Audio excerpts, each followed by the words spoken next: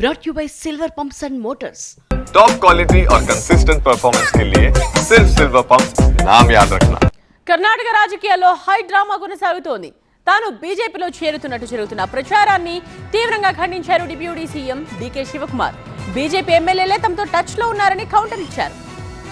కర్ణాటక రాజకీయాలు మరింత వేడెక్కాయి. డిప్యూటీ సీఎం డీకే శివకుమార్ బీజేపీలో చేరతారని జోరుగా ప్రచారం జరుగుతోంది. అయితే ఈ ప్రచారాన్ని తీవ్రంగా ఖండించారు డీకే శివకుమార్. చాలా మంది బీజేపీ నేతలే తనతో టచ్ లో ఉన్నారని, వాళ్లంతా కాంగ్రెస్ లో చేరేందుకు సిద్ధంగా ఉన్నారని సంచలన వ్యాఖ్యలు చేశారు. చాలా మంది బీజేపీ ఎమ్మెల్యేలు కాంగ్రెస్ లో చేరతారని అన్నారు డీకే శివకుమార్. ఈషా ఫౌండేషన్ వ్యవస్థాపకులు సద్గురు జగ్గి వాసుదేవ్ కేంద్ర హోంమంత్రి అమిత్ షాను కలవడంపై వస్తున్న విమర్శలకు కూడా కౌంటర్ ఇచ్చారు డీకే శివకుమార్. అది పూర్తిగా ఆధ్యాత్మికమైందని, రాజకీయం కాదని స్పష్టం చేశారు. జగ్గి వాసుదేవ్ తమ రాష్ట్రానికి చెందిన వారని, ఆయన కావేరీ జలాల కోసం పోరాడుతున్నారని అన్నారు. సద్గురు స్వయంగా వచ్చి ఆహ్వానించడంతోనే ఆ కార్యక్రమానికి వెళ్లినట్టు చెప్పారు.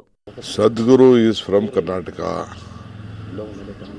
He has been fighting for the cause of Kaveri water and soil. He personally came and invited me. He has a big following, doing some great work. Okay. When some programs are there, they invite us. Various MLAs were there of all political parties, leaders were there. So I've been gone there. It is my personal belief. It is all bogus.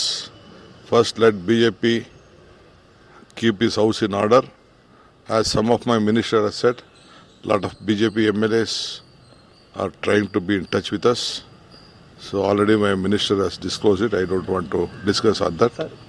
It is a broken house. Congress is a united house.